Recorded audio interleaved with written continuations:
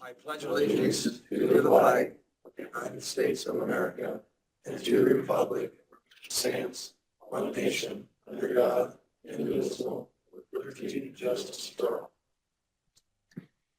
Father, we ask you to bless us as we consider, deliberate, discuss. Lord, we ask that you would just help us to make decisions that are wise, that are forward-thinking, proactive, and not retroactive. We understand the trust you place in us and that the county has placed in us, and we just ask you to help us take that seriously and to understand it, and in everything we do, all of it in your name. Amen. Thank you. You actually have it underneath you.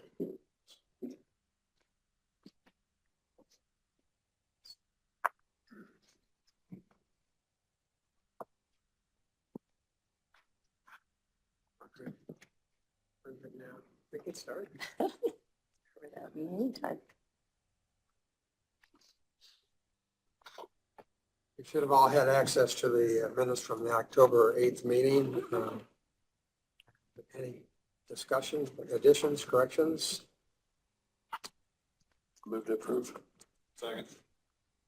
Moved and seconded to approve the minutes from the October 8th meeting. All those in favor? Aye. Opposed? Okay. EMA. EMA. Okay. You're right out there. Okay, EMA. Good morning. Good morning. So Megan and I are here today to bring you up to speed on the Decon Incident Command trailer that we've been working. Some of you are aware of this because you come to the LEPC EMA meetings. So we sold our old Decon trailer at the county auction for $4,700. That money went back into county general. So we got bids on a new trailer, which is 8.5 by 16 feet from Indiana Trailer Sales, as well as a couple other trailer companies, and went to the commissioners, and they agreed to purchase a trailer for us. So that trailer has been purchased, it's arrived, it's been paid for. And then Megan and I got busy and started trying to figure out how we are going to finish off the inside of this trailer, because it's going to be very expensive. We wanted heat, air conditioning, a shoreline, internet. We want this to be able to be used by any first responder department in the county for incident command. It doesn't necessarily have to be just EMAs.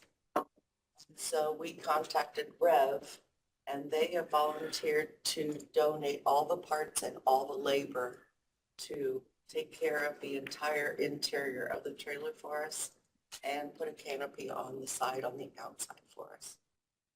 So our next step was we wanted to put a floor liner in the trailer to protect the floor, the wood floor, because we figured there was going to be lots of people in and out, mud, dirt, water, all that kind of stuff.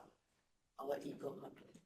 So with that, we got a quote for that from a couple different places. The cheapest one was through the Vans for $1,200. We went ahead and wrote a foundation grant for that, and we were awarded $1,000 for that. The commissioners approved that last week. Tony, do you still have that form? I do. Okay. So once we get that signed, we'll be able to get that in for work and get that completed. The balance of that $1,200 is going to come out of our equipment fund. And the spray liner is going to be on the floor, 12 inches up the side and on the whole ramp, just to kind of protect it. So our next challenge is to work on the graphics for the trailer. We already have the design from what was done on the truck for EMA, 2015-16 truck. But we have those graphics available to us. So we want something very similar because the trailer's also white to go with the truck. We want to keep it consistent. So that's our next challenge, is to decide what we want on there. Megan and I have some graphics that have been given to us. We are going to discuss those at the LEPC EMA meeting this month. not this week, next week, and see what the members think about those graphics. And then we do have an insight on possibly getting all those graphics donated also. So that's not a sure thing, but we feel like maybe we can get that done. So What we need now is action on the grant application that the commissioners already did, Dennis. So we're going to need a motion and a second on approving the $1,000 grant application for that. so that's where we are with our trailer project. Well, first of all, big thank you to Rev for donating all of that work. That's amazing. And thank you guys for putting all the legwork in to get that figured out. So I'll make that motion to approve the grant application. Second. Corey, John. John. Moved and seconded to approve the grant as presented. All those in favor? Aye. Opposed? Thank you, ladies. Yes, do you have any questions for us about this project? Or- I'll scan and send you a copy of that. No, just thank you very much for all your hard work in getting this completed. That's what Megan and I think outside the box a lot, and that's what this project took. Because, you know, our budget's small, so we knew what we wanted to get done and we knew what the county needed. So that's what we did. Great job. Okay, thanks. Barb, I've only got one question. What's the trailer cost itself, the trailer? What's the cost of it? When you bought it? Just a little over $9,000. Okay, thank you very much.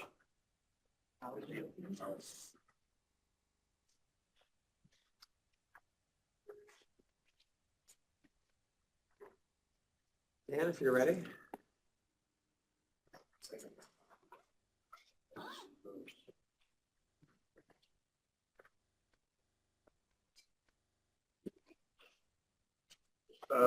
The appropriation, we did get the check from State Board, the 90-10 split that covered that gap that we had. So that's what that appropriation is for, is covering those things from that money that came from the state. So it's, if you guys remember what that was entailing, the 911 fund was going to be short, and we held off on doing anything until we found out what that final catch-up check was, and it covers everything with extra.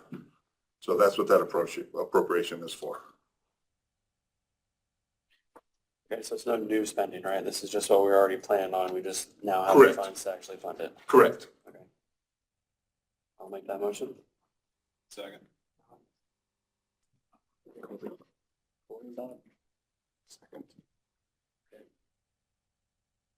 You going to go ahead and discuss the opioid as well? Well, that's, I didn't know. if He's that's not on- here, but That's fine. I made a request through the JREC committee on unrestricted opioid fund settlements. And it was for purchase of drones.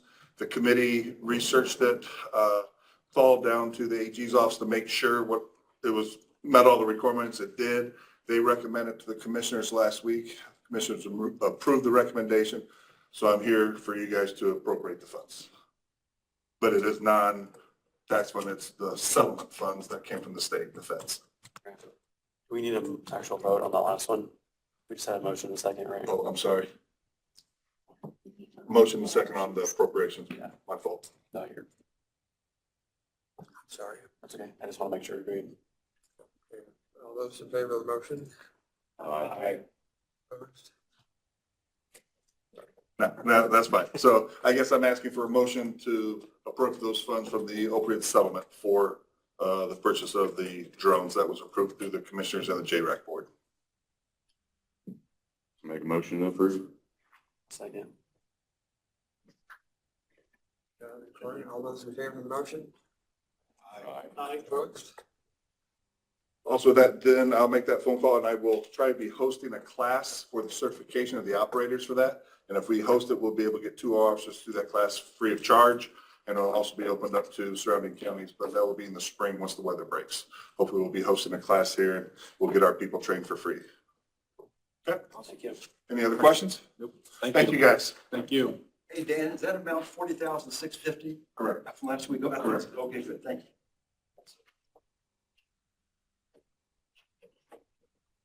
Okay, who's discussing the Parks and Recreation? Jeremy's back there. Fred's the one that wanted to, but he couldn't be here, so. have Jeremy come up to discuss that. And we can't call one of thing. Jeremy?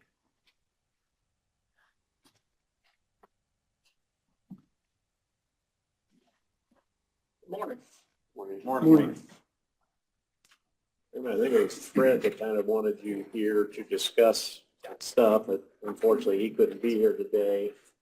And I don't know, we had figured out your funding situation, and I think we're fine till the end of the year. Bree can correct me if I'm wrong. And I think what Fred was wanting to do is going into next year, look and see if there's anything that would need done to make sure that you have the money that you need in the account. Is that right, Bree? Is that what you wanted? It's in the spreadsheet. So you guys might have those spreadsheets, and if you have questions or anything like that, we can discuss that with these gentlemen now. And this would just be kind of for future reference as far as revenues and so forth. If I can. The last 4 or 5 years, maybe even a little bit longer, it's been pretty rough on Park and Rec. Inflation, obviously everyone knows, has driven up the cost of everything. Raises have, employee raises have, made that a little bit harder for us to maintain our cash. We went back and we've reviewed all of our fees that we charge, just trying to keep it affordable for everyone. But we're still struggling. The county operating has been somewhat holding its own. We've just been paying from one and paying from the other, and just going back and forth, to be able to meet our needs, to make sure everything's paid every pay period. I hate to have to start cutting, services for the children, gymnastics, fitness center, stuff like that, but we're kind of at a point to where, as a group, we need to figure something out. We've talked about this for a long time, or you pointed out for 2 or 3 years that the direction that we were heading. And I believe that we're there.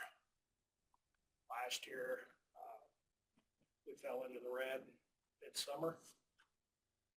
We switched a lot of things around. We pulled it out. It took 6 months. This year, we went all the way till almost October. So things have gotten a little bit better, but price of fuel, price of everything. Back when you used to be able to trade a mower in for, on our annual trade for $2,000, $1,800 is now like $14,000. Just to throw that out as something we're struggling. If it wasn't for the ARP funds that you guys gave us a few years back, we'd really be in bad shape. With just capital outlays. I just looking for a little direction because things are tighter and tighter all the time. But we supplemented you, I think, during the COVID year. There wasn't, I think, soccer your biggest revenue? Yeah, we never got supplemented. You and I talked about that, and that money was not available. So I think, by way of context, if I'm remembering all this correctly, it's been, maybe 3 or so years now, where you've got your property tax rate, and then you've got so that fund brings in money, and then it's got money that comes out of it, right? Then you've got the user fees, so people that pay for actual stuff. So 2 different funds, both of which are being budgeted more than what's coming in. And that's been happening for a while. But there was a big cash reserve for a while, so it just kind of keeps chipping down, and that's what we've been saying. Hey, eventually this isn't going to work. Not saying that Parks is a good or bad thing. I wasn't ever saying it was bad. It's just we need to have a plan for it. What's going to happen? And I think we kept intentionally saying, all right, let's just put it off a little bit more, but eventually we're going to have to cross that bridge. So it sounds like we're there, and it's time to figure out: do we start paying out of county general now? Do we change expenses? Do we rediscuss how we're sharing with the city? I don't know, but something's gonna have to give, it sounds like. Yeah, obviously, it's not a new topic. You know, that both of those budgets are laid pretty well flat for 10, ever since I've been here almost 10 years. Mhm. Oh, I was getting at is Be good. Go ahead. back in COVID, it took a really big hit in that COVID area where there's no revenue. And then we looked at, you guys raised, I think you even raised the user fees a little, maybe $5 to get a little bit more, and that still doesn't help. And obviously the reserve is dwindling. It's helping, but, and no offense to any employees, no offense to anybody. You know, we were always really low on wages. And then when we did $3 bump, $1 bump, another $1 bump, you know, when we were already in bad times, you know, and then the price of everything else, it's just, I think it's finally caught up to us. I'm honest with you, you know, we're not out spending anything other than exactly what we need to get the job done. And I really hate to see us start to go any further backwards. That's why I've been talking with Fred and Steve a little bit to figure out, is there anything we can do? If not, I get it. But So for starters, we have enough to get to the end of the year though, right? yeah, we do. I think we're fine right now. It's just going forward. I think we might be fine for at least part or most of 25, but at some point that year, we might need to address it. You're looking to fix the broken wheel here and get something permanent. I think the money that you were talking with the supplementary that we had talked was, and I think I talked to you guys, you and tell me a little bit, was when there was extra money, or you projected that there was extra money after the state.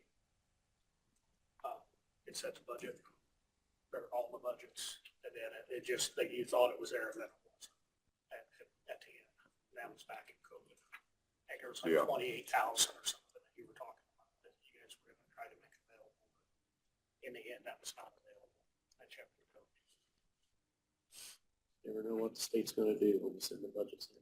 So what are the options that everybody, I mean, what's even on the table that we can think about? I mean, obviously the easiest one is county general starts pitching in, you know, to fill the difference. What else is on the table? What other ideas does anybody have?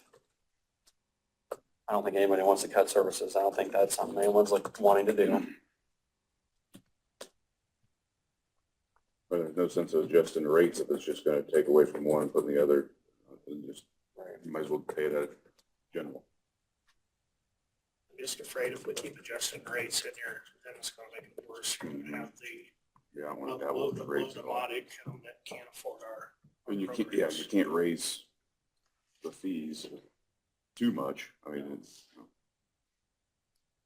Bree, correct me if I'm wrong, but is this something that we have looked at, maybe increasing their tax rate, but that would come out of county general or something along that line? You can pull some of the rate, but you're gonna pull the rate, you're gonna pull it from more likely your county general, so you could do that, or you can pay some of their bills out of Park and Rec, which I think would probably be making a Park and Rec department in county general, because you don't have one right now. I know last year and this year, we flip-flopped their payroll throughout the year from their non-tax driven one and their tax driven one. You keep doing that. It's just, it's remembering to do it, and obviously it doesn't, a lot of times something get caught. It's a until it patch. shows up in the red, and I'm like, hey, you're out of money. You know, raising the fees is really your only three options you have. even if you double the fees, I don't think you're gonna catch it anyhow. And then I don't think we're going to have anybody, or as many participate. It's not going to.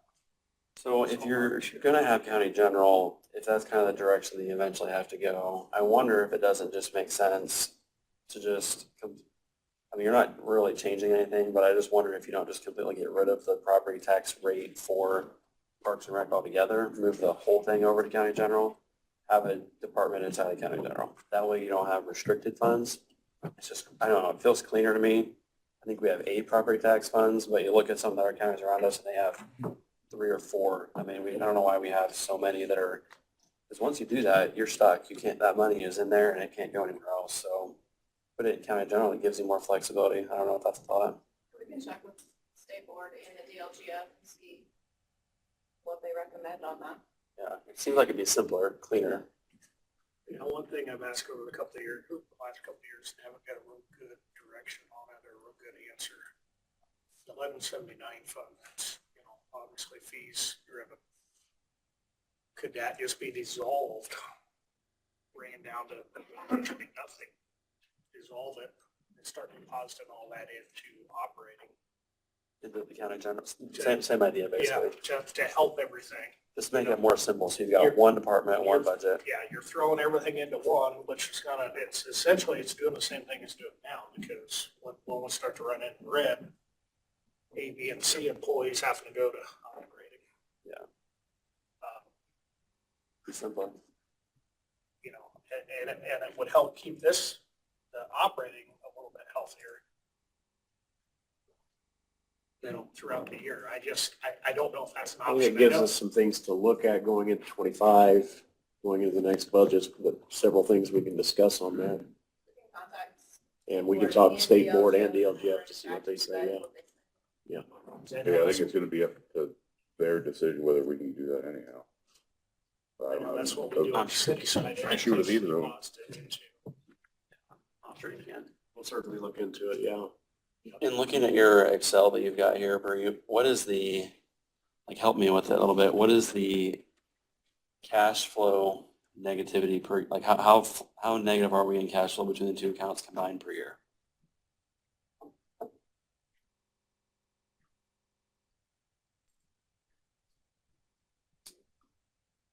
Which one are you looking at, 1219 or those? I mean, really combined is what I'm looking at. What's the total that we are bringing in less spending?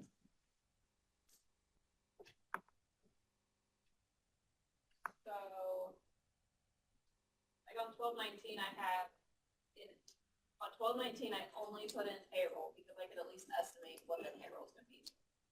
I didn't put their plans in, so right now I have to say $58,000 is their cash balance to get them through from December 31st until they would get June settlement.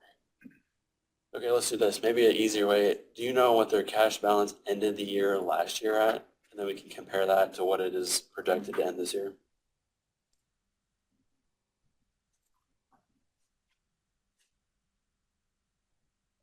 Are most of your programs viable? Are there any programs that you have bare minimum participation or that you want to drop or whatever?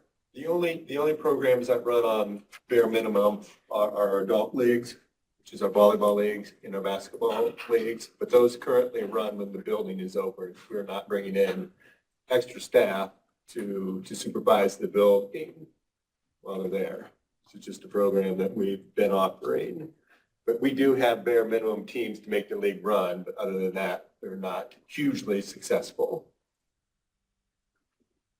So 23, okay, 22, for example, ended in 67,545. Sorry, say it again, 67? 67,545.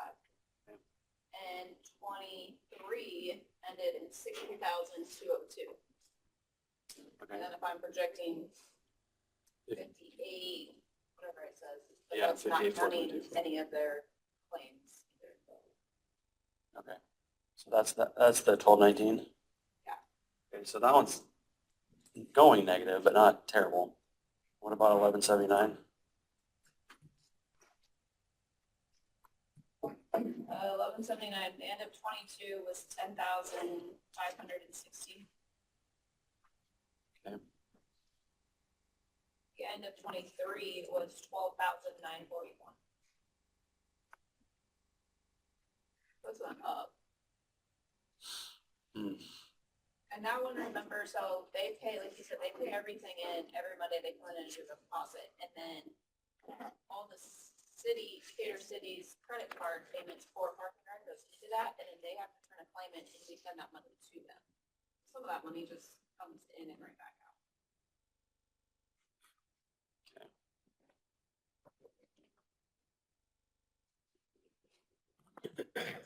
Well, it's 1219, but more of the payroll than what they ever used to because 1179 keeps running out of money, so 1219 has 8 more of that. And I was thinking at some point in time, I don't know if it was 4 years ago, 5 years ago, but one of these was up closer to 100, wasn't it? Yeah. 1219, I don't think 1179 covered that. Yep, right, that makes sense. So basically, we're not yet running out of cash, but you're having a period of time where throughout the cycle of the year, it gets lower and back up, and when it hits that trough, you're actually going negative when we hit that trough at this point. They pretty much wait for their settlement come in. So like they'll get money, then we're working on settlement now, so they'll get a deposit here the end of November, beginning of December. And like I said, I projected what it's going to be, and then that has to get them through till June. I got you. So they're at their highest point right now, and then it's going to go back down. And Corey, what my biggest concern is, well, hit that bottom. Yeah. Not coming back up. That's what we need to be positive in December 31. So I know the health department had sort of this problem back, it was right back when we started, and they had somehow did a loan. They could do a loan from county general. Yeah. Or I know that at one point we did move some of the rates from county general to health, so we did up the rate whenever that was happening. It sounds to me it's almost more of a, I mean, it's operating at a negative, but it used to be operating a lot more of a negative. I think because you guys are getting close to the bottom, I think you're just getting like you're self-correct. You guys are just paying less on things. So technically, even though it's almost flat at this point, it's just you're at the bottom. So you've got this cash flow problem. So to me, that almost makes me think even more. Let's just move them over. If we're allowed to do it, man, it would make a lot of sense to me to just disband both of those, 1219 and 1179. Get rid of the property tax driven over there, transfer that property tax over to general, and then create a department inside of there. And at that point, if you're, only losing a few thousand a year, that's really not hurting us anything, not really that much, but you now have the cash flow to live through the ups and the downs. Yeah, we can check, we can send an email I to don't know both. what you guys think, but. Yeah, that's right. So just wait and see what the DGL says we're allowed to do. We can report, we should be able to have answers next month. Okay. This is very nerve-wracking. I think that's a good idea. The current thing is not working, obviously, so we need to do something different, trial and error, get permission from the board so we can do that. We're trying to promote everything that's in the county. And we need help to be able to do that. It's basically the biggest reason why I've talked with Fred and talked to John a few times over the years. Trying to do what we can do. It's getting very difficult. Jeremy, while you're here, before you leave, we've been getting some of your ARPA receipts in and so forth.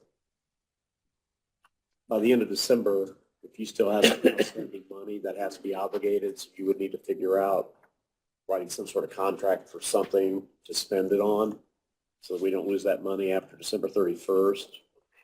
I don't know how much you have left because we've been seeing claims come in, but make sure you have a plan for the rest of it before the end of the year. I do. I wanted to get these bills paid that we're in. Okay. And then I've been talking to a couple of asphalt companies. Okay. Because there's some down in, especially down in Lake Grove, there's some really, really bad areas on the road. And then also with the one new launch, Mark wants to fix.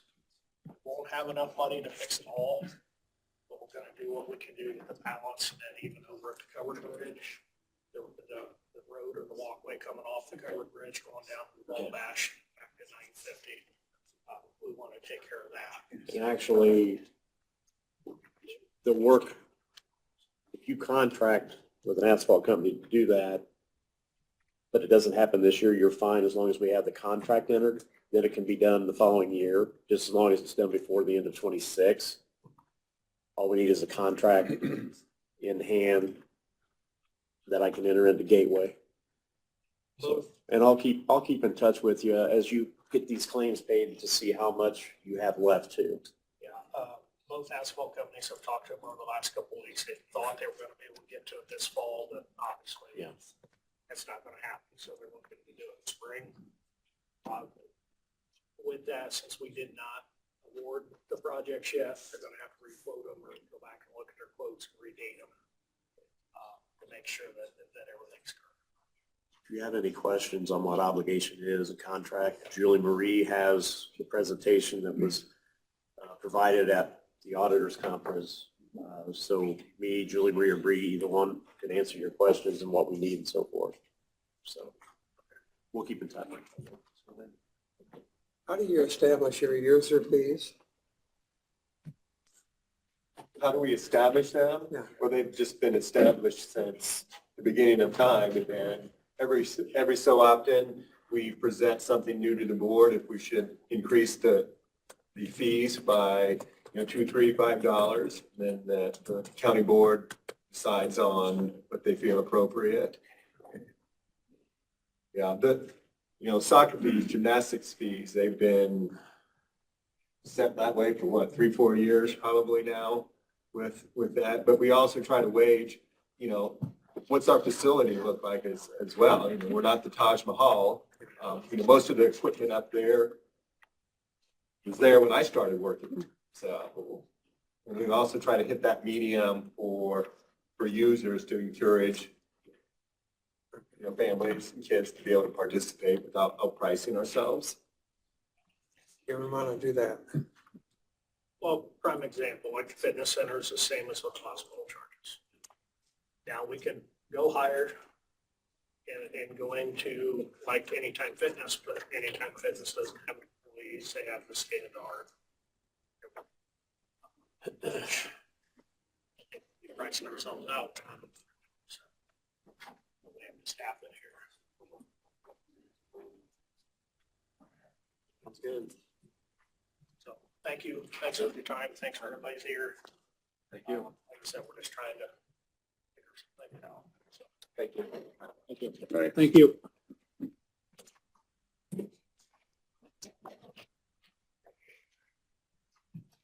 Mark, you have this FSLA. That would be.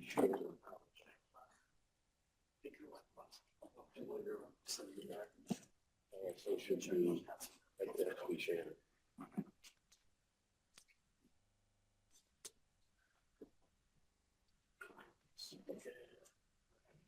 Shannon? FSLA? LSA.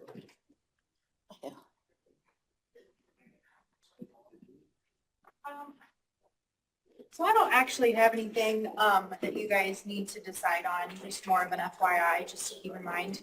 So we talked about earlier this year that the Department of Labor changed the salary rates for test for exempt employees. So that new salary went into effect on January 1st for all employees in the country except for those in the state of Texas.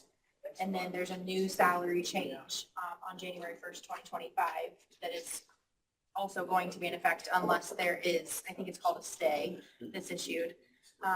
So that hasn't happened as of yet. So we are currently operating under the July 1st salary rule, but we don't know what's going to happen. So I'm just telling you, just to keep it fresh in your mind, that if there is no stay issued, I would like next month to operate as if there is, we do have to make a change come January 1, because Bree and I will have to make changes in payroll after the commissioners decide, you guys decide what you're going to do. So just as a reminder is all. Any questions? Thank you.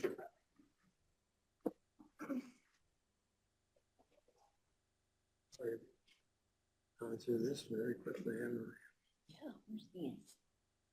Who has the position? Yes, it'd probably be Stan.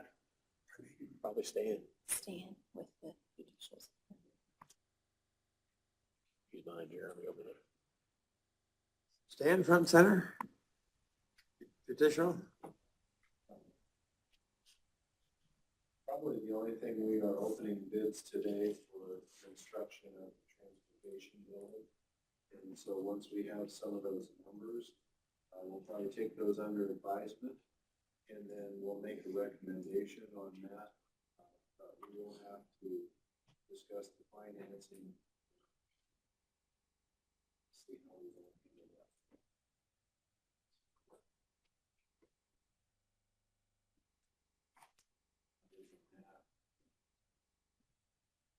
All the projects, I don't know whether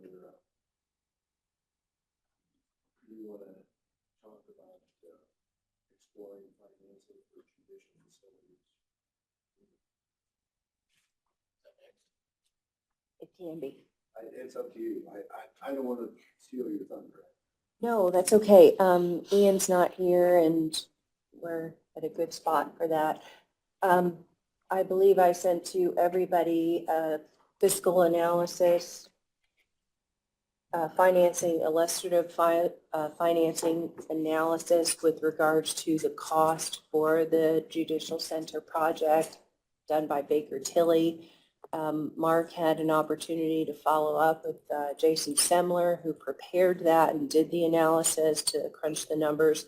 So he's far better versed on that. So I will turn it over to him for questions or further explanation as necessary.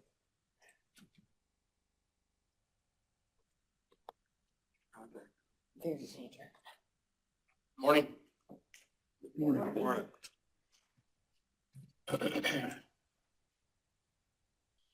So we asked Baker Tilly to basically run two scenarios.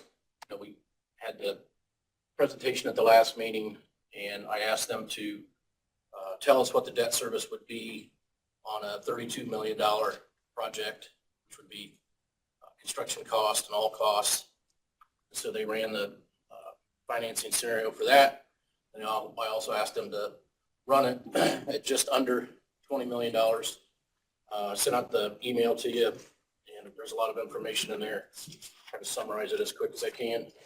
So talking with Jason, and then also called Randy Rompala from Barnes and Thornburg, who I've worked with on numerous bond issue projects, and so he would be excellent bond counsel if we have a project here. And so anyway, talking with Jason and then talking with Randy, if you have a project where the construction costs are $20 million or more, then it triggers a referendum if you're going to use any property tax revenue to fund the debt service. It triggers a referendum. Okay, so a referendum is a long, difficult process. It basically requires it to go on as a ballot initiative, and people have to vote yes or no to do the project. And it's a tedious process. About the only referendums I think that get passed are schools, and those are tough.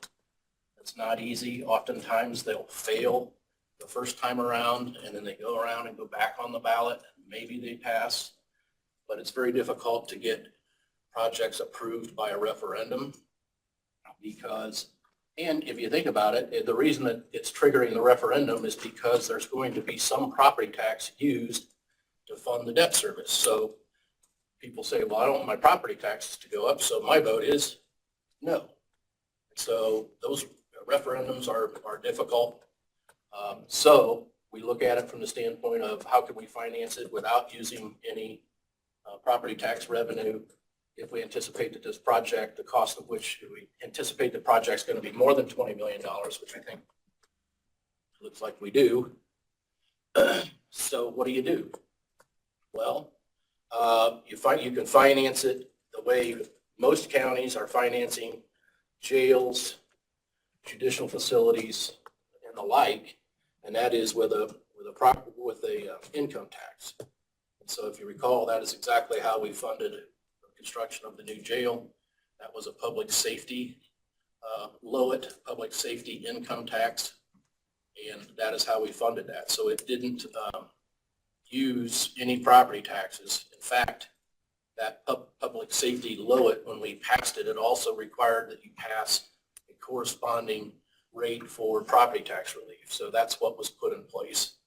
And you do that, you put those income taxes in place through the Adams County, it's through the Adams County Income Tax Board. And so the Adams County Income Tax Board is made up of all of the fiscal bodies of all of the units in the county. So the county council, Decatur City Council, Burton City Council, Geneva, Monroe. They're the fiscal bodies make up, they are the members of the Adams County Income Tax Board. And Adams County as a unit, I referred to that throughout my email. When I say Adams County as a unit, I mean just Adams County as a collecting unit. So Adams County and the Adams County Council has about 52% of the vote on that income tax board, which means that if the county council proposes an increase in an income tax, they've got the votes to pass it. And that's what was done with the jail. The Adams County Council proposed an increase or proposed a public safety local income tax. And I think the rate, I think it was 0.25 just for the jail portion, and then the rest was the property tax relief. The total combined rate for the public safety LOIT is 0.31%. That's on page 6 of that report that I sent to everybody. And so that was put in place, and because it's an income tax and because you don't use any property tax, no, there's no referendum, and you were able to finance the construction of the jail.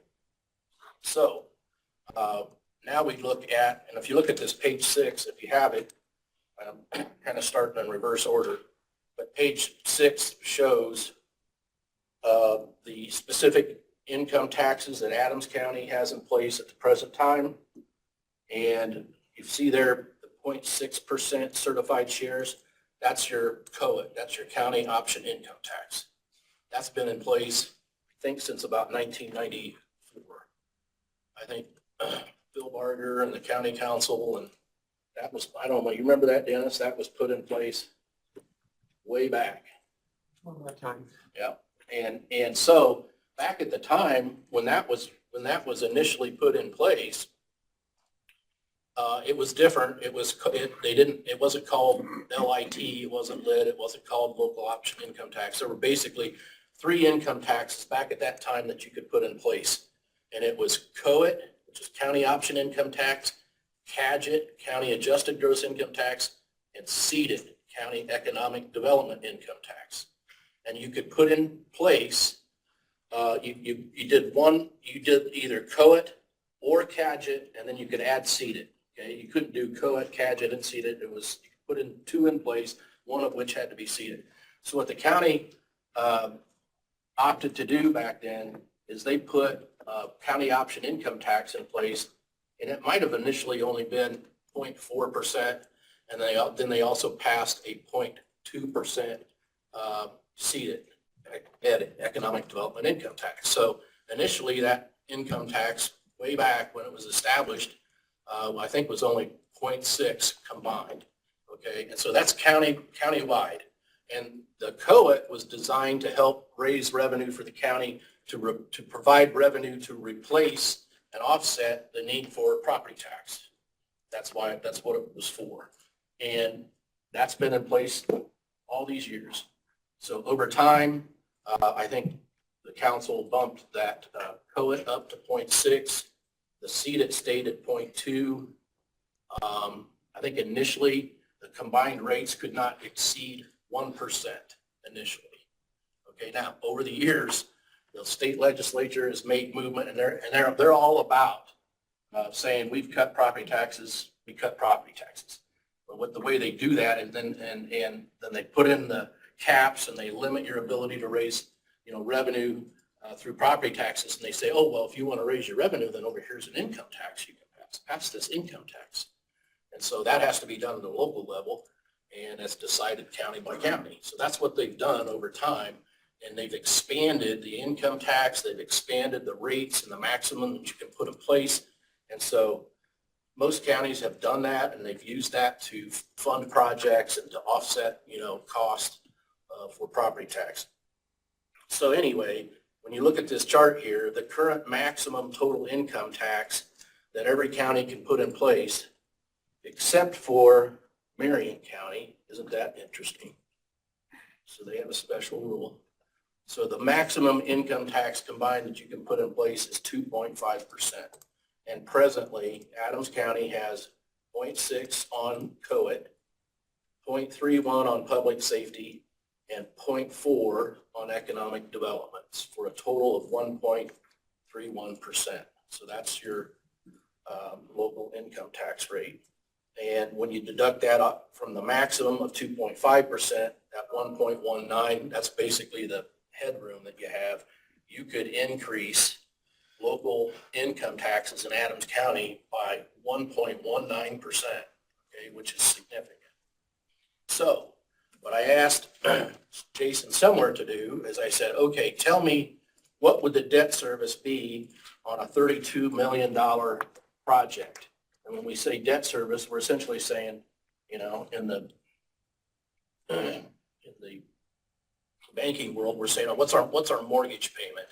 You know, what would our mortgage payment be on a $32 million project?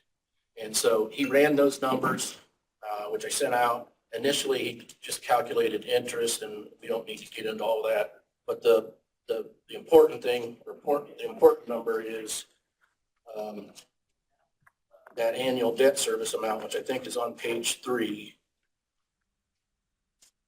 And based upon current market conditions, current rates, so he's showing $2,733,000, you know, roughly $2,750,000, give or take, just under $2.8 million per year would be the debt service on $32 million over 20 years.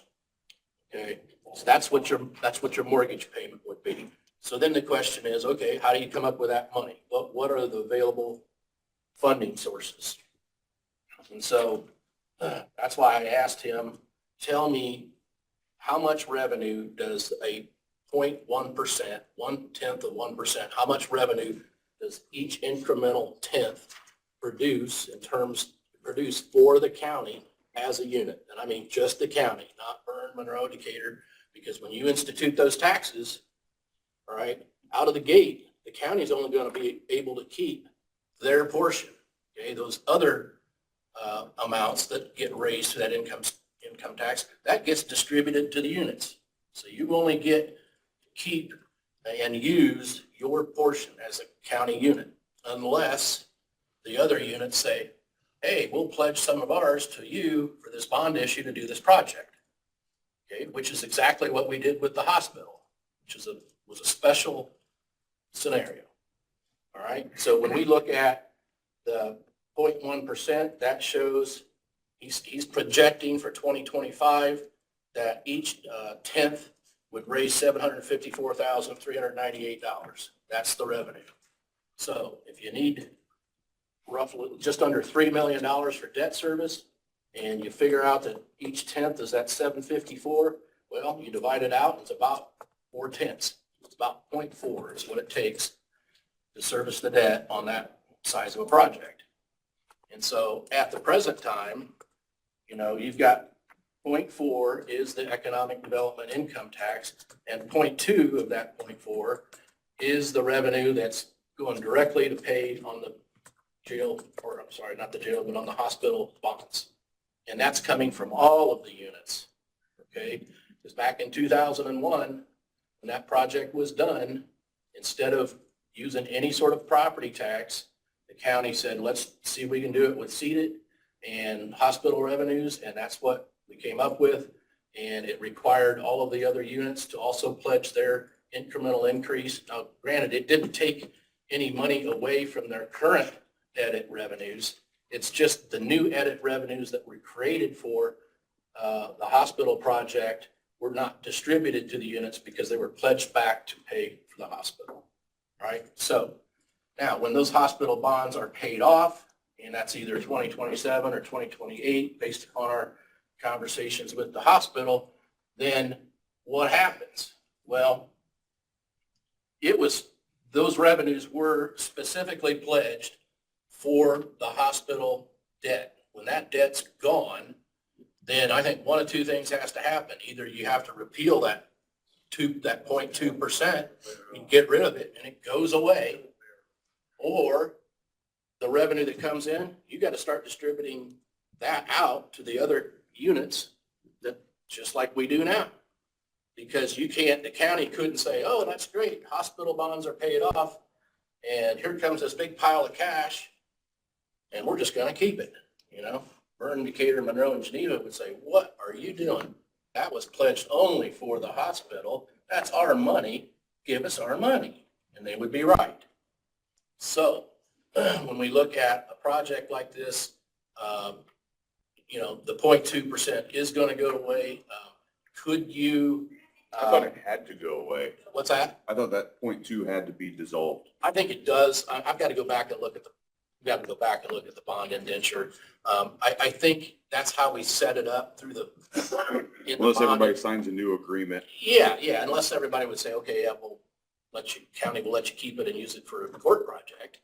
I don't know. I've got to go back and look, but I can tell you it was absolutely pledged for the hospital. That's what all the other units agreed to do.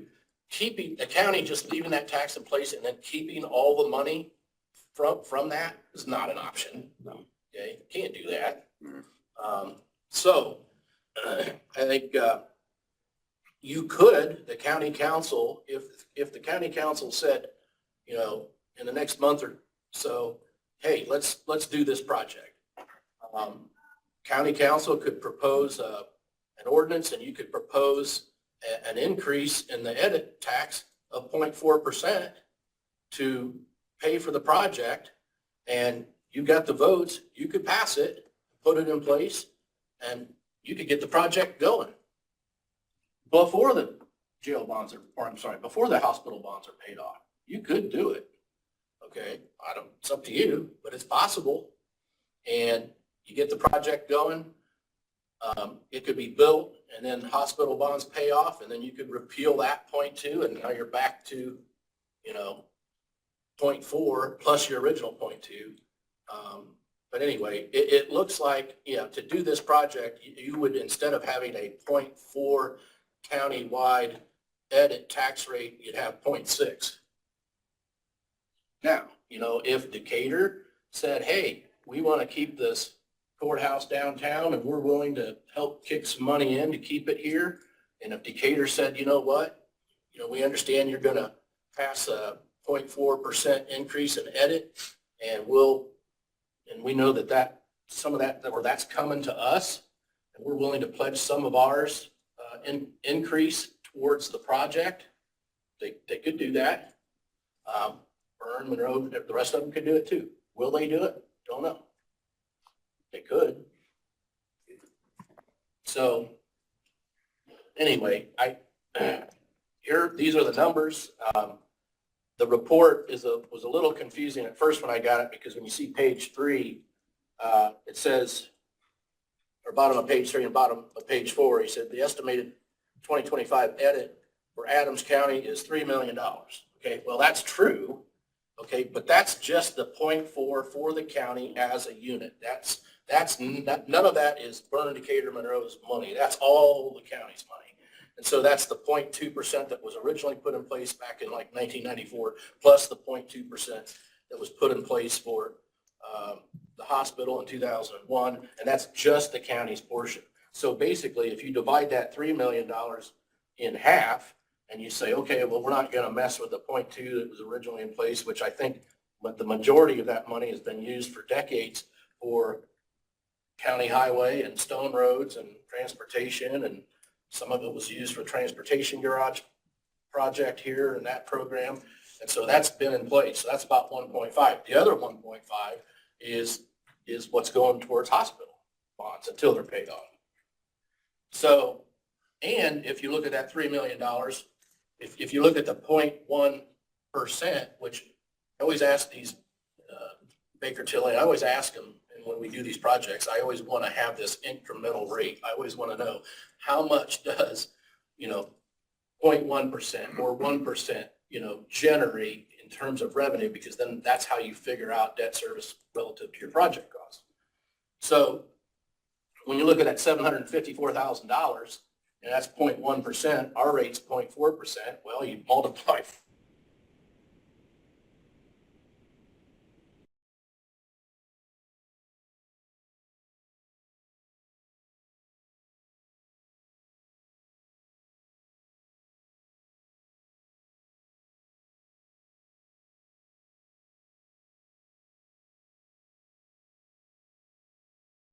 And that's again on for each 0.1%. So if you multiply their numbers times 4, well, you multiply their numbers times 2, now that's what they're receiving. When the hospital bonds are paid off, you multiply their numbers times 4, and that's what they would be receiving. And then if you do another 0.2% increase to fund this project and no other unit pledges any portion of their revenue for that project, then you multiply that number of times 6, and that's what they'll be receiving. So anyway, I think the report's very helpful as long as you understand the numbers and how to use them. It's a very useful tool. And so I guess the end of the day, the answer is, could you finance this project? Yes. How do you finance it without property tax? You'd have to do an income tax if you use property tax, and then I take that as using any county general surplus would be property tax revenue. Then you're going to trigger a referendum if your project cost is over $20 million. And there's also a trigger if the project is over $6 million, that triggers a petition remonstrance process, which is a little easier, to get over. If somebody, basically, if you say, hey, we're doing this $15 million project, and now obviously that's over 6, it would trigger a petition remonstrance, then individual taxpayers could file a petition to veto basically the project, and then they gather signatures against it, and then the individuals in favor of the project gather signatures in favor of the project, and it's kind of a race to see, whether it's approved or not. But either way, I mean, petition remonstrance, you don't want to go through that either. But you could do the project, you could do it with income tax. Well, we'd end up doing the petition remonstrance anyhow, right? No. Over 6 million? No, because it does, only if you use county general money. If you don't use county general money, it doesn't trigger it. So I have no problem with the judicial project at all. I could even get behind it. I don't have any problem with that. There's no way I'm going to get behind an increase in property tax or income tax. It's just not going to happen. And I think, Mark, to your point that you said Jason made, if you put it before the voters on a referendum, they're going to say no. Well, if they're going to say no, why are we trying to find a backdoor way around that? Right? So we need to be cognizant that I'm not going to try and sneak something around the taxpayers that if they wouldn't approve, I don't want to do it. Right? So now having said that, I think there are a lot of really creative ways that we can fund this project. I really do. I think when that 0.2% goes away, adding it back in is that's the easy sort of shortcut. We don't have, that's the irresponsible, short, easy way to do it. It's easier, I get it, but it's like breaking the glass. To me, you raise taxes when, oh crap, it's hitting the fan. The building's going to burn down. Now what do? We raise tax. That's the worst that you do, right? So what can we do between now and then? You've got the other 2% to work with. We've got a ton of money unspent that I think we can get creative about. Maybe there are things that the income tax is paying for right now that we can just shift around. Maybe some of those things that the income tax is generating can be moved over to county general. Then the income tax that we existing have can pay for it. We've got a lot of room in county general. So I think there's a lot of options. This is helpful. Now we know the number. All right, $3 million is basically what we need a year. Where can we find it without raising taxes? I think we can do it. I really do. I think we got to be thinking and roll up our sleeves, but I think we can definitely do it. That means Plus we have cash we're too. wasting 10% of our active budget currently. We are. I just had Bree look it up while we were sitting here. Currently in county general, we're not spending, let's see, what was it, Bree? So 4.6 million a year overall and 1.8 million in county general is not being spent at all right now. Yeah, the question would be whether or not you could utilize, it'd have to be COIT revenue. Yeah, so if you move, basically county general starts paying for some of the things that are over here income tax is doing, then you can start using some of those monies instead. So just reallocate it, but no, we don't need new tax. Like we can do this. I really think we can.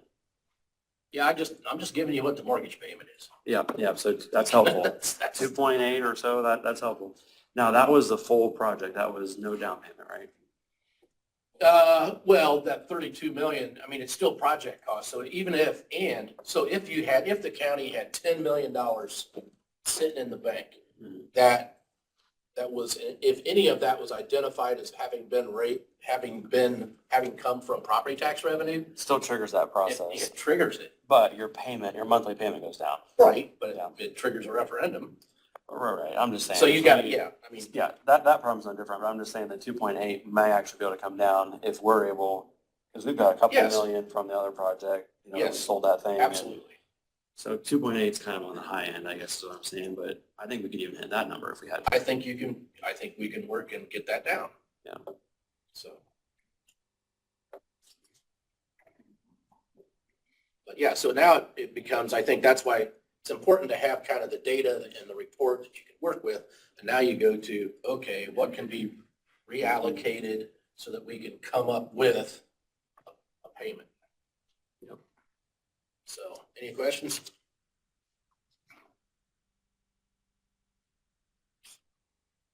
Thanks for your gymnastics on the finance. Oh, well, I can do it. I just want to say, I know you put a lot of work into this with the precedents that you've set as far as working through other projects similar to us. Yeah.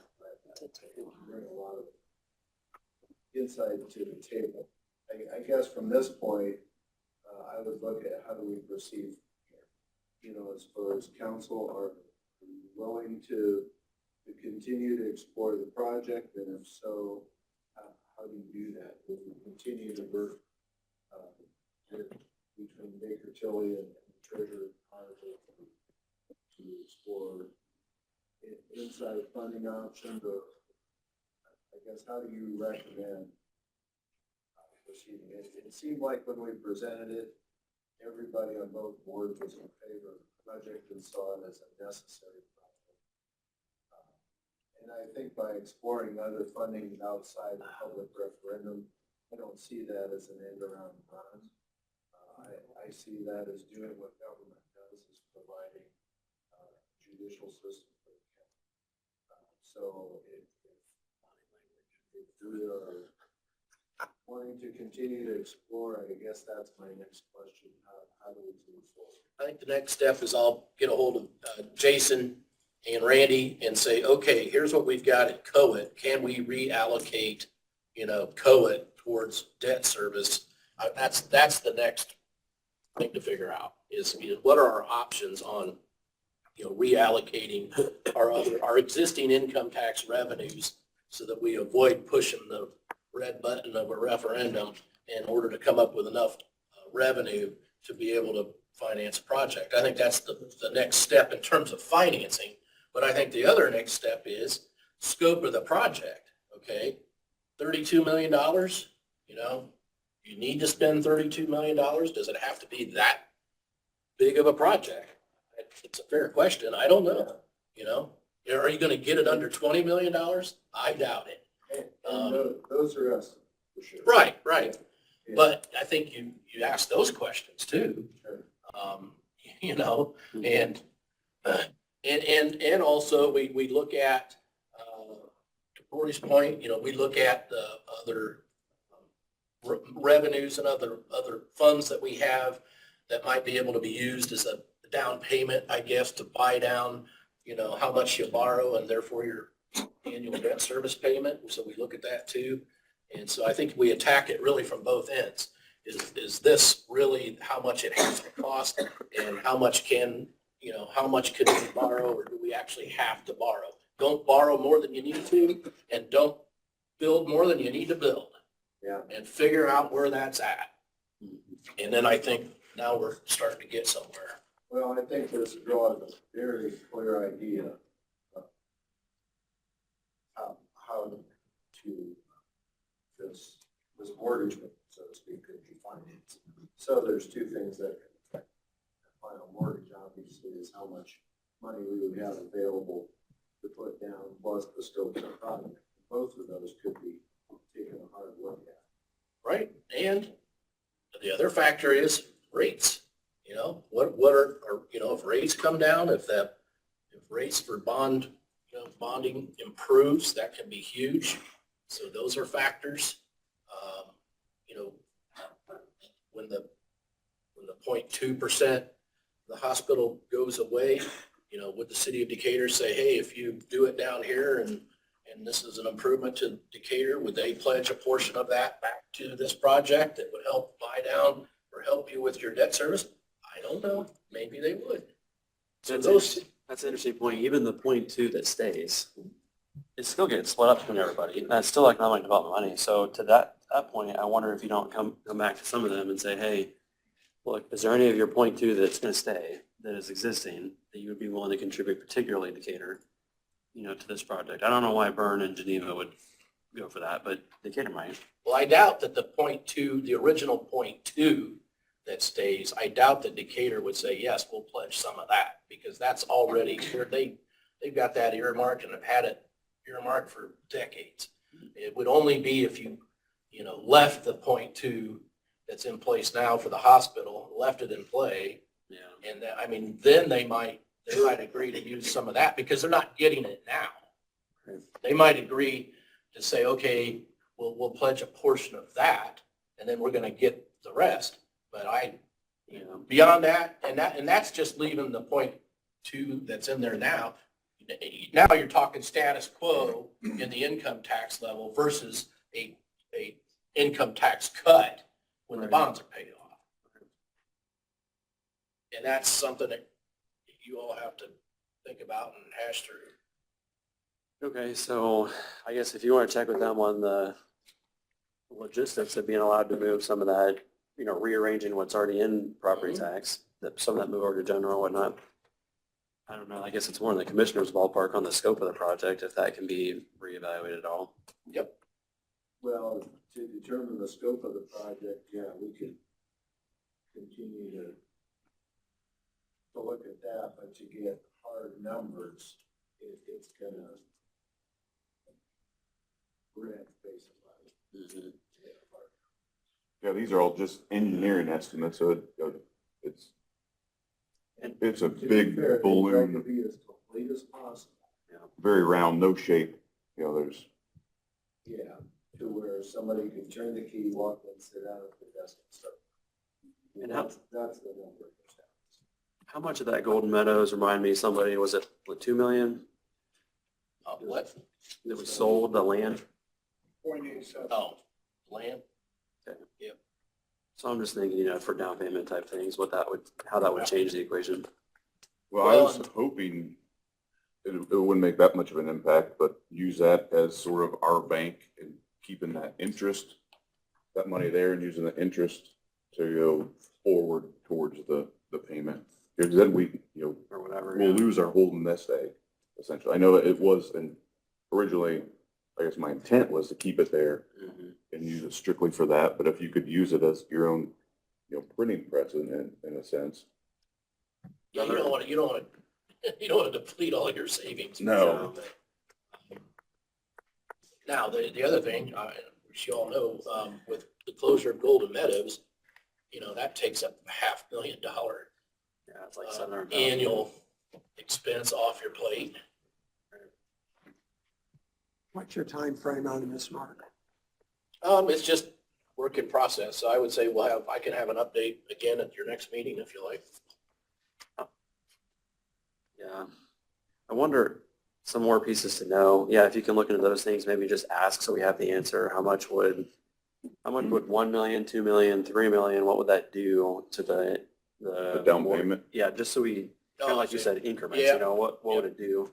Yeah, how does that affect your overall amortization Yeah. and reduce payment? Because, yeah, the more you have up front, the less you're borrowing, and, yeah, for 20 years, Absolutely. So yeah, I can ask him that. That's And then, good. I don't know if you can ask him too, hey, if the interest rates dropped another point, Yeah. what does that do? You know, what if it would Yeah, 2 I was months, going what to does ask that do? if they can run a scenario on a 100 basis point interest rate drop, which I think we'll have throughout 25. What you said. Yeah, 100 basis point drop. 100 basis point drop to the rates through 25.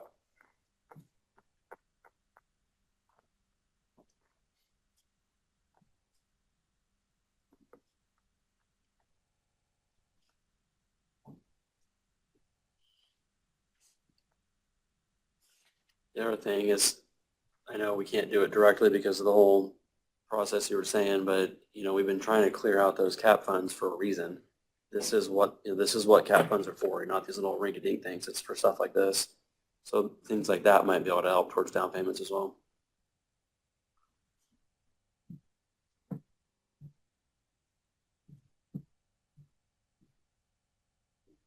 Yeah, I think it's the real question is, and I think we can, but yeah, can we use COA for debt service on bonds? Which, I'm trying to think, I think that's something we already did on the jail project. I think we did, and I think we also pledged the property tax as collateral, which I think is said in this report the same thing, but that must not trigger it, I guess. Yeah, you usually, well, you have a property tax backup. Yeah, Is and that what you doesn't have, trigger it. but it doesn't, no, well, that only gets triggered if the if backup you happens. default, if you can't make the payments.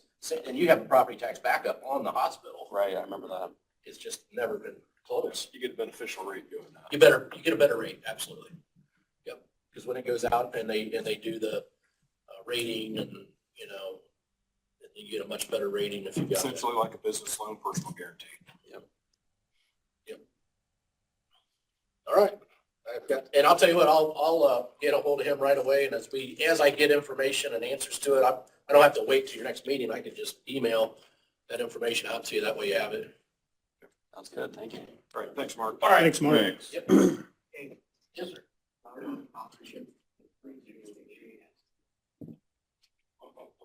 Maybe. What? It's pretty, it's not well written. Let me put it that way.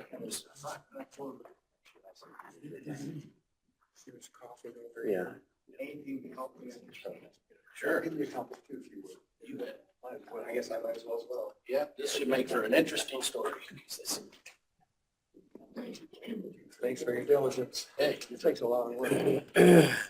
I like it. You can tell. One on your judicial system, Stan. I know when we had the together meeting, I know Steve and I and a couple others wanted to know if they would come back with an estimate of what it would cost if we used out of the jail facility. Has that ever been done? Have they ever come back with that number yet? The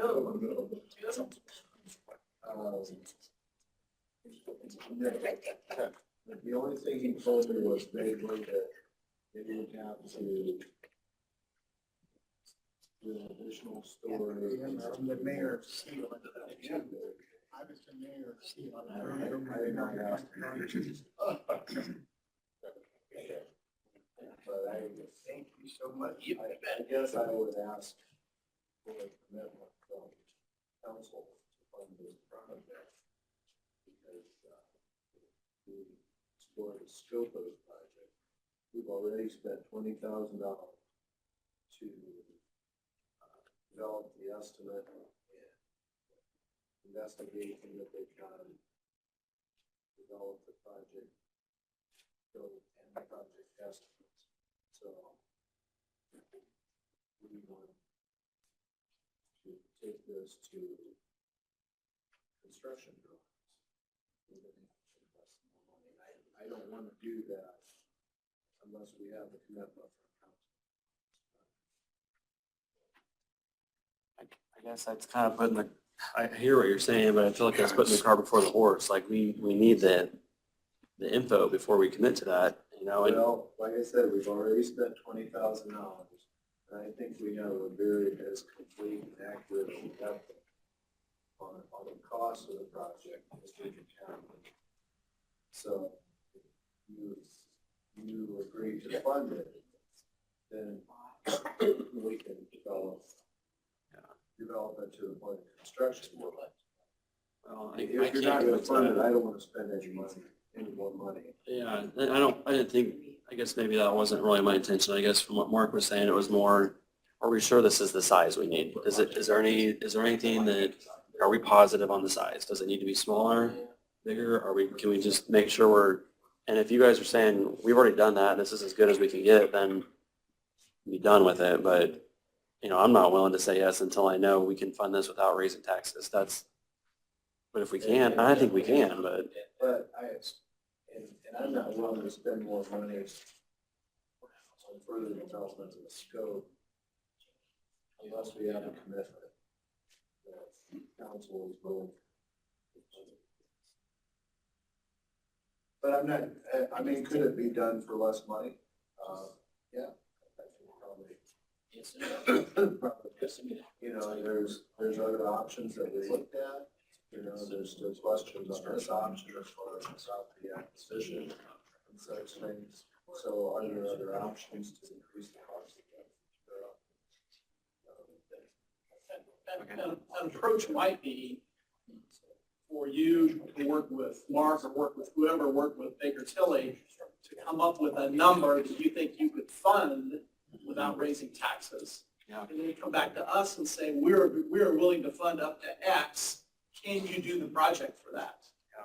So then that puts the onus back on us. You say, we can fund $25 million project without raising taxes. We're comfortable with that. Can you bill it for $25 million?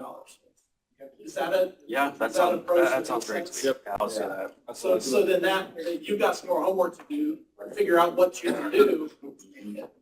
But if you're not. Yeah, right now, we're in a catch-22. We are. Both sides. Who's gonna move first? Do we go forward?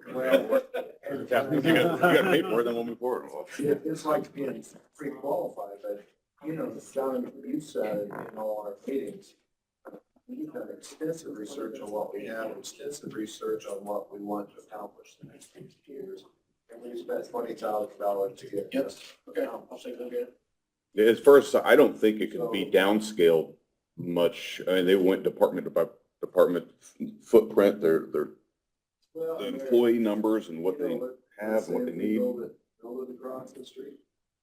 We could take the cost of the connector. That's it. If we build it out there, the building cost would be higher, but the acquisition cost. Mhm. So, but I'm not saying that if you say, hey, well, we're pre-qualified for $40, I'm not saying we're going to spend $40. But on the other hand, if you're not going to make the commitment on funding the project, I'm not going to spend more money. No. Right. Oh, should we have, is that committee concerned, should we have one more collective meeting to let them know where the council's at? And then, have Elevate us come, concerning the size and. I think we would give it, out of that committee came, as complete and accurate recommendation of scope and cost that we can have at this time. So I don't know that committee could develop anything more accurate at this time without spending more money either architecture or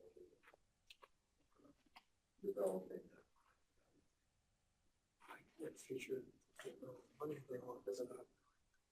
Yeah. So that's what I'm saying, I kind of forced my hand here a little bit, I guess, as far as asking for a commitment from council. Yeah, I hear you, Sam, but I think, hopefully you understand where we're at too. We can't commit to that until we know. So if And I'm not trying to rush you as far as on the time frame. Yeah. But, yeah. okay, I like Steve's proposal. Let's do that. So we'll do our figure out and then you guys can go from there. Yeah. And if you come back and say, way too much money, we need to be below 25.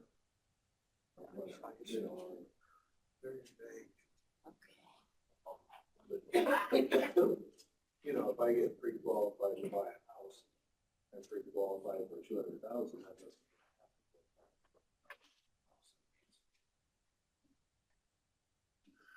it also means that I'm not gonna go look.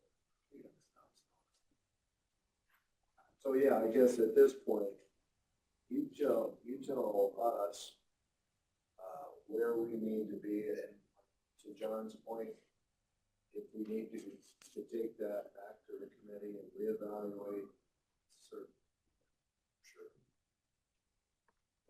But at this point, I don't know that there's much more I can bring out.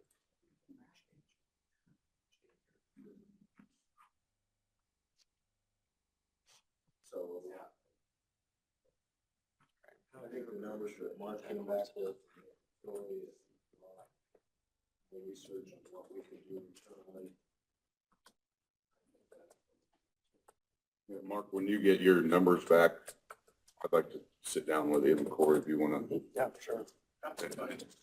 Look at all the options and the impacts, what we can do and can't do. Yeah, I'll try to get as many variables as I can out of Jason. That way we've got some tools to use.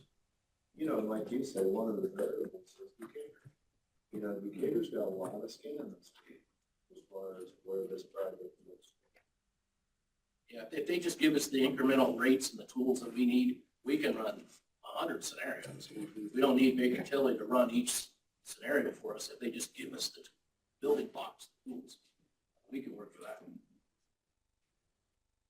And actually, while we're on the courthouse and tied in with ARPA, you know, if one way or the other, with the new addition or not, we have, we're at 20,000 left, you know, and it's not a big deal to some, it is a big deal to others. I think it's pretty noticeable that we don't have the flag on top of the courthouse. And I know it's been brought up, you know, the implement that sits up there is expensive, but, you know, in the county seat, we have the tallest building, no flag. The remedy in the past was it was expensive and you put the flagpole, you know, off to the side.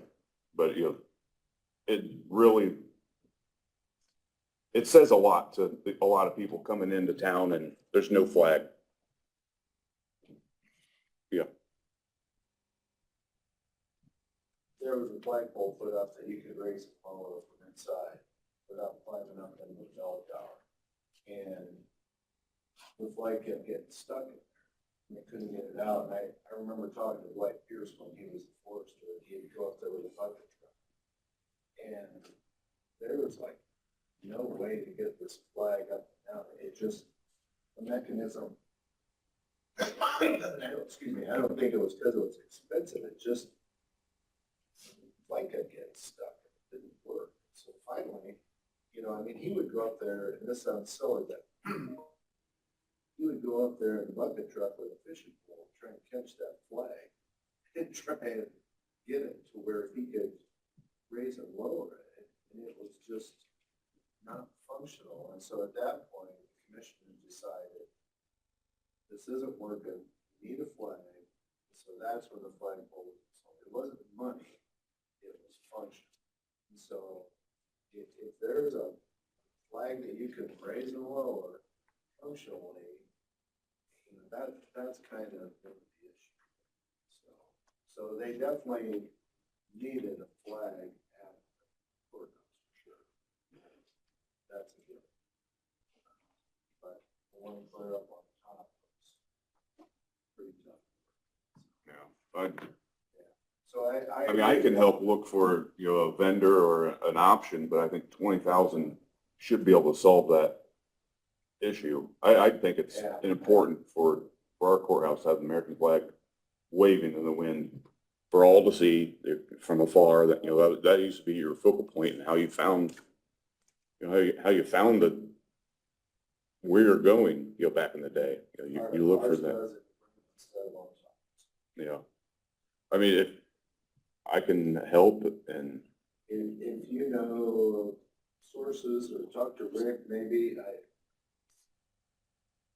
It's got to go quick because we got to the end of the year to have something signed. Yes, well, we should, yeah.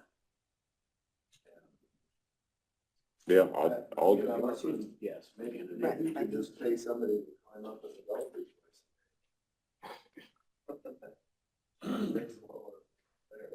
like to see People do a it, permanent so solution, There's gotta but be a way. You know, there's a gazillion state capitals and everyone else that does it, so there's gotta be a way.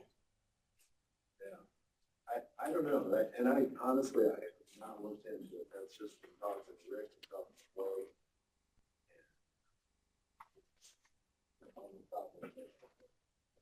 If that was supposed to be, yeah, we could raise more. I think we've discussed this enough, probably to come back with it, Stan, as you said.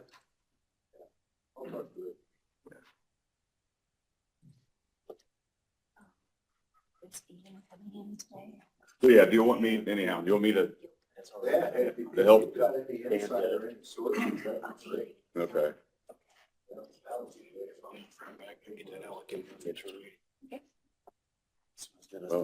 might have to do something beforehand to get it. I mean, I could get. Tony, how would you go about that if You we wanna find a use ARPA money to do solution that? before next meeting? Some form he has to submit or something? or- You would have to find a company that does it, have them write a contract up to whatever amount is available. Julie, you would have to do a resolution. Actually, the commissioners, remember? Commissioners, yes, commissioners have to sign off first, then it would come to you. But we have to have a contract written by whatever vendor you would find. It doesn't have to be done by the end of the year, but a contract has to be signed by the end of the year. By the commissioners? Okay. And then it'll come to Commissioners and council. But Adopted, a resolution adopted by council, correct? But before the end of the year? Yes. So That's it what has I'm to be done asking. at December meeting. Do what? It has to be done at the December Okay. meeting. unless you all want to be called to a special meeting before the end of the year. So it is the end of the year, not, you know, the, By December There's some- 31st. Right. okay. Perfect. Now, county attorney. Good morning, gentlemen. Just two quick things this morning. First of all, we have the sheriff's salary contract. You've already passed and adopted the budget. So pursuant to the agreed upon amount, the sheriff is going to be paid $125,035 for the calendar year 2025. The contract would include all of the statutory requirements for him to give to the county the fee compensation he would otherwise be entitled to by statute. So that provides for that, as well as some of the other statutory requirements for his position. So if everybody is fine with that, it's already been ratified and approved. Just want a motion to approve the sheriff's salary contract, which has been signed by Dan Maywar, and it will be going to the commissioners as soon as we're through here today. Move to approve. Second. Amount again. Who was that, 125,035. And just need your signature. You want to sign it first, Dennis? It's actually Only just him? Dennis. And it was And then- 125. Let me see. The other thing is just to advise you, it had been brought up that the monies that were put aside from the Golden Meadow sale into a special fund, 4121, Fred said something, I believe, to Bree about wanting to make sure that that was retaining its interest and do a resolution for it. Went back and looked at it. The original joint ordinance that created that fund, 23-9, provided a provision already.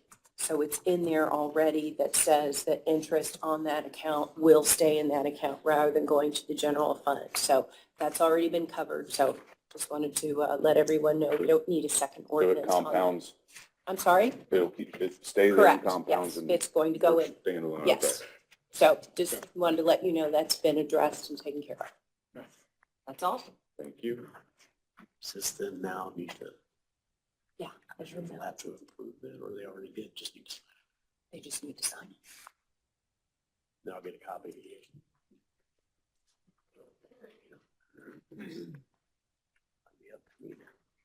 Anything else for you? Yes. You all should have received the transfers. We'll do these separately transfers, and we'll do amended salary ordinance, and we'll do additions. Move to approve all the transfers. Second. Corey and John approve. All those in favor? Aye. Opposed? You want to sign it first, and then I'll send it around.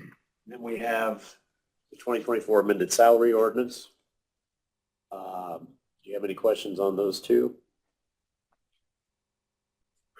Move to approve. Second. Who seconded? Bob?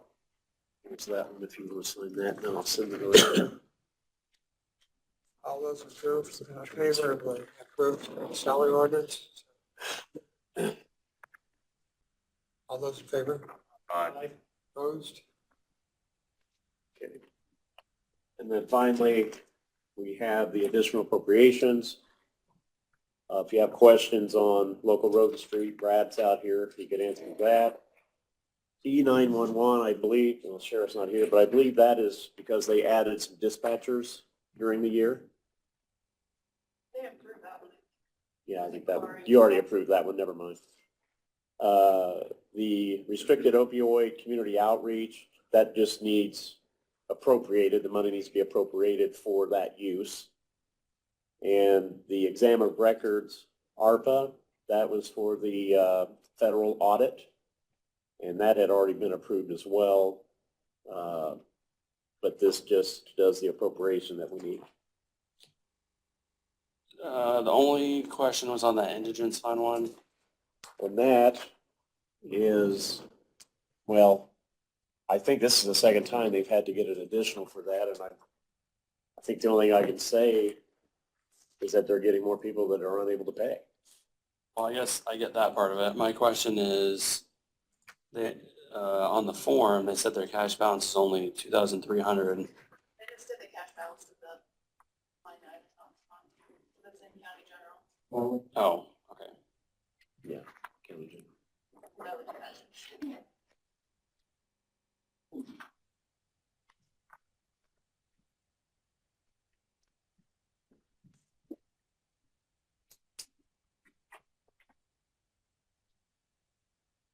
I'll make a motion to accept the additionals. Second. Moved and seconded to approve the additionals. All those in favor? Aye. Opposed?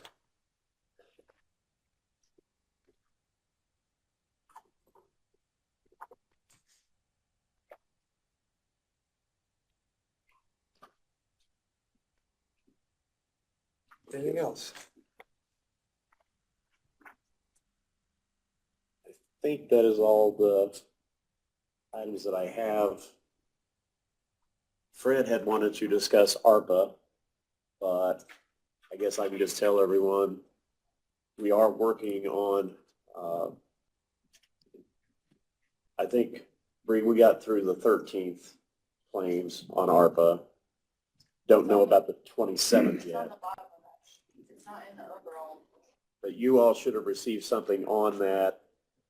And I have emailed or spoken to everybody on there that has money left and told them what needs to be done for that to be obligated. Steve, did you want to discuss the rest of that clerk's, the 500,000? I think she has a contract already for 215,000 of that. And the rest, I think, was going to be some construction on a storage facility. Yeah, my fear is that we're gonna get, we are at the end of that ARPA commitment period. We're gonna have quite a few dollars in various projects that are uncommitted or not yet committed as of today anyway, to my knowledge. So I think, I think maybe I have it on my list of things for the commissioners to discuss. So I'm not sure there's a lot we need council to do today, but my fear is we're gonna have some projects that are gonna have excess money. Not only the 20,000 that we have uncommitted, but I think my fear is we're gonna have some of those projects that are or we're gonna have funds in that we're gonna have to reallocate somewhere. So that may be a task for council for the December meeting. If we can figure out where to best utilize those funds that are remaining from projects that, Is it, they're not getting done or they're overbid, well, or do you know? I don't know the answer to that. I don't know the answer. Well, for example, the generator project has quite a bit left in it, but we haven't gotten all the claims for it yet. So what we're going to need is whomever sought that ARPA out needs to figure out what they have left, what they have outstanding as far as what's going to be coming in, and try to work with whatever vendor they're working with to get a contract signed to get into Gateway so that it's obligated by December 31st. An example that off the top of my head is the whole, the $200,000 that's set aside for the vision project, for the long-term countywide plan. The proposal that we have accepted is for $175-ish thousand. So there's going to be $25,000 there that unless we see that there's going to be an additional there, it's going to come back into our lap to do something different with. So those are just the things that are in my head that I'm concerned about as we get up against the deadline here in the year. And really, that has to be done at the December meeting. Right. I mean, I suppose it's possible before the end of the year if we had to call, I don't know if that's possible or not, but we might have to call another meeting. But best case scenario, we have that figured out in December. Because I have some contracts already entered into Gateway on some of those projects that still have money left. The surveyor, for example, Total. the scanning thing with the recorder, that's in there. So I've got some things entered, but we need to get the rest of it. We probably just need a report that says, here's what's spent, here's what's currently obligated, here's what's unobligated. Yeah, and I think that's what we sent out. Is that in that spreadsheet Yeah. you did for us? Okay. Or at I least- thought maybe that was just the money that was spent. As what's not obligated, and I think on the email I said, like, there's gonna be projects that are gonna have money left over, but Right. It's not- I don't know until they turn the claims in. We can only do it up to when the claims that we had received. I know there are still some claims out there I saw for Park and Rec for 1127 claims. We just paid $60,000 towards the generator project, but still have some outstanding on that I'll have to get with Rick. So, but we'll work on all of that, and commissioners can work on what they need to work on, and we'll try to get this all done by the December meeting.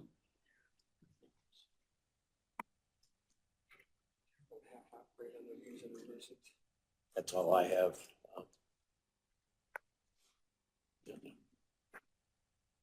Any other matters to be brought before us?